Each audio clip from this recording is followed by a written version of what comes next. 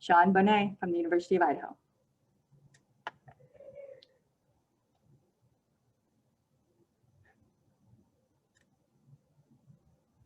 My wife and I had a friend who would bring us Polish chocolate when she visited her home in Central Europe. It was delightful, but the enjoyment was always limited. So when I want gorzka klasyczna, I have to go to Poland myself or have a local get it for me. It's that very idea of having something you want readily available that drove me to my thesis. Among the European music literature available to us, there's a songbook called the Huguenot Psalter. Many artists contributed to the final product, but French composer Claude Goudamel's work with it made it famous. After researching this piece, I realized a crucial tool for musicologists in this field is missing: a comprehensive, modern edition of the Psalter that easily allows for the music and text to be analyzed is lacking. A few scholars have transcribed aspects of the Psalter, but none offer an edition that best serves trained and non-trained musicians alike. That's why my thesis is about justifying what a 21st century edition of this work should look like, why it's needed, and the initial round of transcriptions. Older primary source documents can be discernible, but often changes in notation practice make it too distracting to really dig into the source. If you look at the PowerPoint, you can see just how drastic changes can be. The image on the left is a primary source from the Huguenot Psalter, and the image on the right is my 21st century rendering of the same piece. Although the details on the PowerPoint can't be discerned too closely, one is cleaner, more organized, and ready for a modern musician to understand. I'm like a musical makeover artist. A great piece of music comes to me with a look that's really off-putting, and then I make it super attractive. In this process, I don't want to set my audience up for a blind date.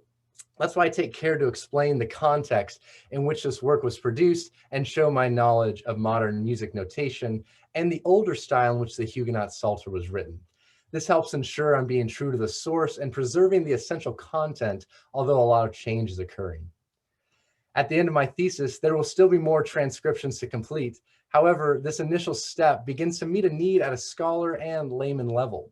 This project provides composers and musicologists a new way to engage with the Huguenot Psalter, and most importantly of all, it allows performers of many different skill levels to experience the joy that comes from singing this treasured music. So walk away knowing I'm the Candyman of music. You want that rare sweet, I'll make sure you get it, especially if it's 16th century modal counterpoint. Thank you. Thank you, Sean. This is quite interesting. I'm sure that every music nerd on the planet loves hearing about this idea. Oh, yeah.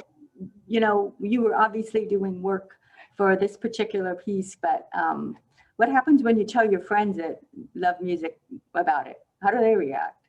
Well, they're like, oh, that's really interesting. And then that's about it. I think a lot of us with our fields of research, we're super jazzed about it. And then we tell someone else and like, oh, that sounds neat. So to those who are nerdy with me, they're like, oh yeah, but most of the time. What is your music background?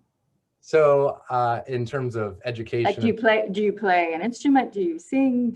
What is your background? I play the piano and trumpet. I did high school choir, and then in college, I went to college originally to swim, and then I decided I wanted to be a music major, and so I left my Olympic dreams, which weren't very that bright anyways, behind me. And then how did you stumble upon this idea to do this? What led you down this path?